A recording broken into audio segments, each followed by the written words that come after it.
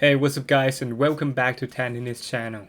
And today we got the Headspeed MP Legend, and this is a special edition for Novak Djokovic. So I guess there will be only him using this paint job on tour, while the other pros like Sinner will probably use the Panda black and white paint job of the 2024 Speed. Head just launched this racket a few days ago, but I actually have it for quite some times, but didn't really have time to do a full video on it. So here it is. And first thing first, I just want to say that I really disappointed about this release because it's nothing special. It's just another paint job of the MP and the Pro, but there is no change on the spec.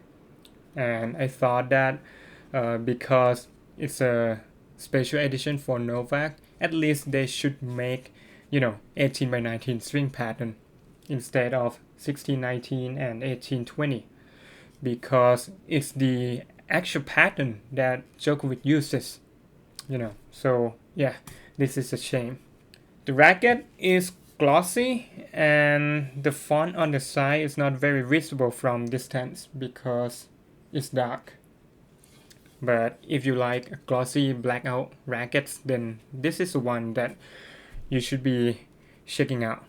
And compared to the all black of the 2023 version, this one, the Oxalic 1.0, I think the font on the side is more visible with the copper color, and I actually prefer this color because you can see it from far away. But I cannot say no to the all glossy paint of this one, because this one on this part is a matte paint job and it's gray, it's not black. So yeah, I think both of them looks good. Now let's check out the spec. This is the MP version, so it's a twinner racket with 100 square inches head size and 300 gram unstrung. So swing weight unstrung that I measure around like 10 rackets in the shop, it came pretty close at around like 290 points. So the QC on this particular release is pretty good, I gotta say. And the strung swing weight on this particular one of mine came at 325 points. I strung it with the restring Sync 17 at 50 pounds. This also includes a dampener. The strung weight is a little bit high at 330 grams because I put a leather grip on it, and it adds around like 7 grams. And as always, before we get into further detail, don't forget to give me a thumbs up and subscribe to my channel for more tennis content. And the first question that all of you will ask, is there a difference between the Speed Legend to the 2024 Speed? And I would say there is, but it's not significant. I know some of you may say, I'm crazy, it's the same racket, there is nothing different, blah blah blah, maybe it's just a difference in spec. Well, please be noted that I handpicked the rackets myself and I compare it side by side with the 2024 Speed MP with the exact same weight and swing weight and same string setup. So I think my effort should earn some credibility. And some of my colleagues also test the Speed Legend and say exactly the same thing, that the Speed Legend has a more responsive and firm feeling than the 2024 Speed, that is more plush and has deeper pocketing. I think that's the main difference. Other than that, I don't think there has a noticeable change in terms of playability. It plays the same, it swings the same, quite the same amount of power and spin. So yeah, the only thing that I can feel is that the Panda version has a bit more dwell time and it's softer, which I prefer. While this Speed Legend has a little bit of the radical response, which is more responsive, and the ball leaves the string bed a little bit faster. Come to think about it, I think I did many reviews on the 2024 Speed so far. So in this video, I will just sum up my experience with this Speed MP Legend. Overall, I would describe it as an all-court racket that is a blend between power and control, but I think it's closer to the power spectrum than the control. The racket packs with power and spin potential, and it's designed for fast swing on the forehand and backhand side. And this means it is more suitable for modern ground strokes. Although this racket has swing weight of 325 points, which is the exact number that I would use on any rackets. I don't actually feel like it plows through the ball naturally on my backhand side. That's more flat and through the court. I feel totally fine on my forehand.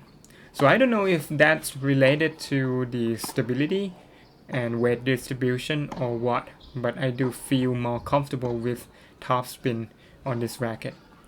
This is why I would want an 18 by 19 swing pattern on this particular frame, because it should be a perfect combination, a middle point between the MP that is more spin and the Pro that's super flat. What I like about this racket, first I think it's the maneuverability. Although I normally don't like anything wider than the 22mm beam, I think the Speed MP is fast enough for me to accept it.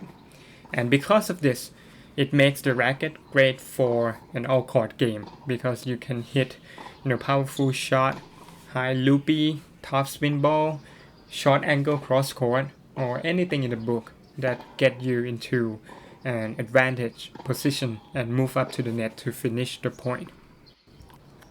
Serve is average. I don't feel extra pop or power in the first service as I did on some racket such as the Gravity, the Shift, the V-Core, etc. But it was totally fine. On the return, well, it's fine. Not my favorite on the return because it's the racket that needs to swing, not just using the weight and block the ball back. So the accuracy and dependability of the service return is not in my book. Backhand slice also not feeling anything special. I did make some errors from this particular shots than I normally do. What I don't like about this racket, well, basically it's about control. I think I could use more accuracy and precision with the sacrifice of some power. I don't think the control and power meets in the middle.